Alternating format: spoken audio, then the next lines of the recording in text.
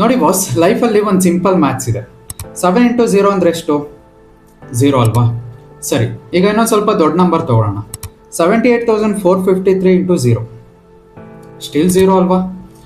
Number ಎಷ್ಟೇ ದೊಡ್ಡದಿರಲಿ, ಅದನ್ನು 0ಇಂದ multiply ಮಾಡಿದರೆ ಸಿಗೋ ರಿಸಲ್ಟ್ ಮಾತ್ರ ಯಾವತ್ತೂ ಬಿಗ್ 0ನೇ. ಇದನ್ನೇ ನಮ್ಮ ಲೈಫ್ಗೆ ಅಪ್ಲೈ ಮಾಡಿ ನೋಡಿ.